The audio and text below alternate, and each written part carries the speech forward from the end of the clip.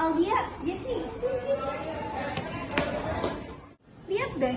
Apaan tuh, Bud? Apa tuh? Yang lagi viral? Atau makanan baru? Aku lagi lapar nih. Bukan. Ini loh, aku tadi lagi nge-scroll TikTok.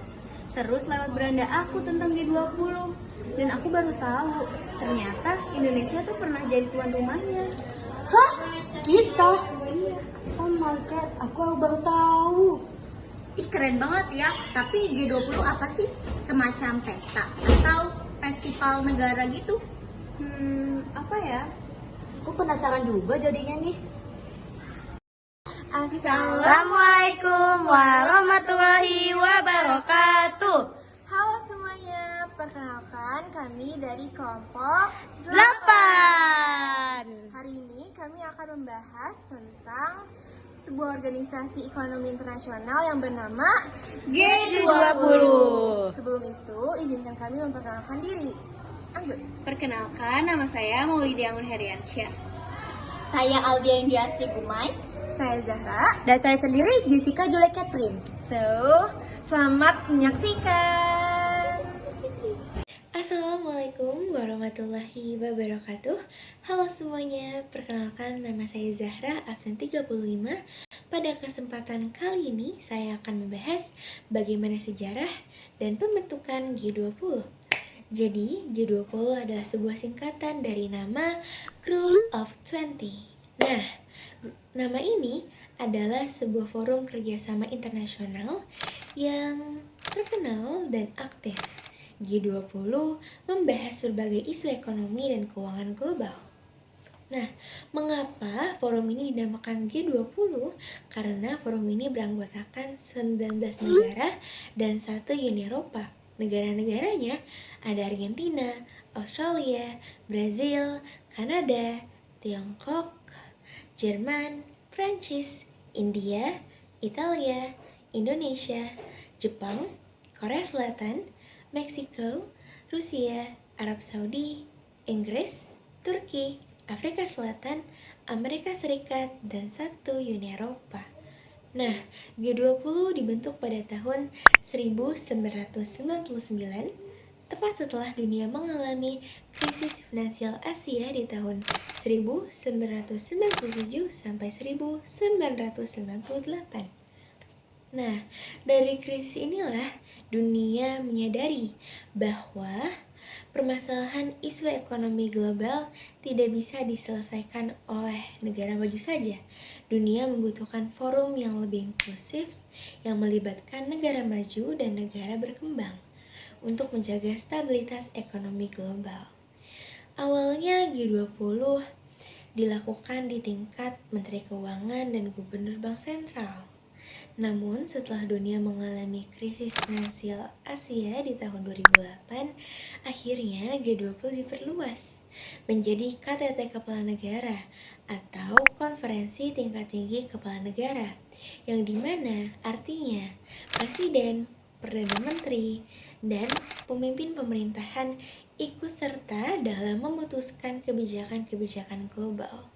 Sekarang, G20 tidak hanya membahas berbagai isu ekonomi saja, tapi juga perdagangan internasional, ketahanan pangan, pembangunan berkelanjutan, dan kerjasama investasi. G20 tidak memiliki sekretariat tetap, jadi negara yang memegang presidensi berhak menentukan tema dan prioritas global. Contohnya, negara kita pernah melaksanakan G20 di Bali pada tahun 2022. Dan materi ini nantinya akan dijelaskan oleh anggota selanjutnya. Wassalamualaikum warahmatullahi wabarakatuh. Assalamualaikum warahmatullahi wabarakatuh. Perkenalkan, nama saya Maulidia Anggun Heriansyah, absen 11. Jadi pada kesempatan kali ini saya akan menjelaskan kenapa Indonesia bisa masuk G20. Nah, jadi Indonesia itu sudah masuk G20 pada awal pembentukannya. Jadi pada tahun 1999. Alasannya ini ada beberapa alasan. Yang pertama, karena Indonesia itu merupakan ekonomi tertinggi di ASEAN. Nah, jadi berdasarkan PDB dan jumlah penduduknya, Indonesia itu termasuk ke dalam 20 ekonomi terbesar dunia. dengan populasi sekitar 270 juta. Nah, Indonesia juga memiliki pasar yang besar, terus konsumsi yang tinggi, dan potensi ekonomi yang stabil. Lalu alasan yang kedua, karena reformasi setelah krisis pada tahun 1998 dianggap berhasil. Nah, jadi setelah Indonesia melewati krisis tahun 1998, Indonesia itu bangkit lewat reformasi secara besar-besaran dengan membuat sistem keuangan diperketat, terus perbankan dibenahi, lalu kebijakan fiskal lebih disiplin. Lalu alasan yang ketiga, Indonesia punya posisi geopolitik yang penting, seperti lokasi yang strategis antara Asia dan Australia, perdagangan dunia, serta menjadi negara demokrasi terbesar ketiga di dunia. Lalu alasan yang keempat, representasi negara berkembang dan ASEAN. Jadi Indonesia tuh dianggap cocok mewakili sebagai negara yang berkembang, negara berpenduduk besar, lalu kawasan Asia Tenggara. Nah, ini tuh membuat suara Indonesia itu penting di forum global. Maka dari itu Indonesia bisa masuk atau bisa bergabung di G20 pada awal pembentukan G20. Ya. Jadi sekian yang bisa dapat saya sampaikan. Wassalamualaikum warahmatullahi wabarakatuh. Halo semuanya, perkenalkan nama saya Jessica Julia Catherine dari absen 36, dan di sini saya akan membahas tentang kontribusi Indonesia di G20. Yang pertama, ada menjadi jembatan antara negara maju dan negara berkembang. Indonesia berperan sebagai penghubung kepentingan kedua kelompok negara. Indonesia mendorong agar kebijakan G20 tidak hanya menguntungkan negara maju, tetapi juga memperhatikan kebutuhan negara berkembang, terutama terkait yang pertama, pemberdayaan UMKM, yang kedua, keuangan inklusif agar semua masyarakat mudah mengakses layanan keuangan, yang ketiga, ada stabilitas pangan global, yang terakhir, akses energi terjangkau. Dengan peran ini, Indonesia membantu menciptakan keputusan G20 yang lebih adil dan merata. Dan yang kedua, ada Presidensi G20 Indonesia di tahun 2022 alias kejadian Bali Summit. Indonesia menjadi ketua G20 sekalian tahun rumah pertemuan puncak di Bali tahun 2022. Temanya yaitu Recover Together, Recover Stronger. Makna tema tersebut adalah dunia harus pilih bersama dan saling menguatkan pasca pandemi COVID-19. Alasan mengapa Indonesia menjadi ketua G20 adalah yang pertama, ada kesehatan global. Nah, dalam kesehatan global ini, semua akan memperlihatkan tentang yang pertama, ada pemerataan distribusi vaksin COVID-19. Yang kedua, mendorong pendanaan kesehatan internasional. Dan yang ketiga, ada kesiapsiagaan menghadapi pandemi baru. Kedua, ada transformasi digital. Nah, apa sih itu yang diperlihatkan dalam transformasi digital?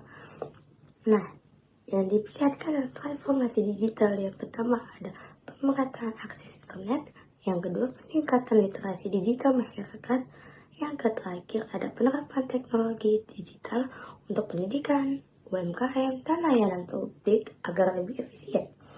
Nah, yang ketiga ini ada transisi energi terbarukan. Transisi energi terbarukan ini juga kita akan fokus kepada pengembangan energi terbarukan, percepatan kendaraan listrik, ketiga pengurangan emisi karbon, yang terakhir ada kerjasama kendaraan pendanaan untuk negara berkembang agar mampu membangun energi hijau. Halo semuanya, bersama saya Aldin Darti Gumai, absen 3 akan menjelaskan manfaat G20 untuk Indonesia. Yang pertama adalah reputasi Indonesia meningkat. Dengan menjadi tuan rumah G20, Indonesia dipandang sebagai negara yang mampu memimpin pembahasan global, dapat menjaga stabilitas politik, dan juga mempunyai pengaruh di dunia internasional. Yang kedua, dukungan pembiayaan besar untuk pembangunan. Karena melalui forum G20, Indonesia dapat banyak kerjasamanya, seperti halnya ada investasi energi terbarukan, pengembangan infrastruktur hijau, proyek kendaraan listrik, dan juga kerjasama bisnis dan keuangan. Selanjutnya, yang ketiga, transfer teknologi dan inovasi. Indonesia mendapat kesempatan belajar langsung dari negara maju seperti ada Jepang, Korea Selatan, Jerman, ataupun Amerika Serikat. Dan karena itu juga Indonesia bisa belajar terkait digitalisasi, teknologi hijau, dan industri.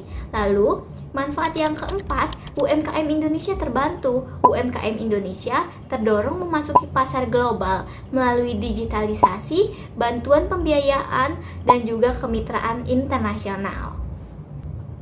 Selanjutnya adalah manfaat yang terakhir atau manfaat kelima adalah perekonomian Indonesia pulih lebih cepat pasca pandemi. Karena kebijakan global yang dibahas di forum G20 memberi dampak pada stabilitas harga, akses vaksin, pemulihan investasi, dan kebijakan fiskal ataupun moneter. Sekian video dari kami, semoga video kami membantu kalian. Wassalamualaikum warahmatullahi wabarakatuh. Bye-bye.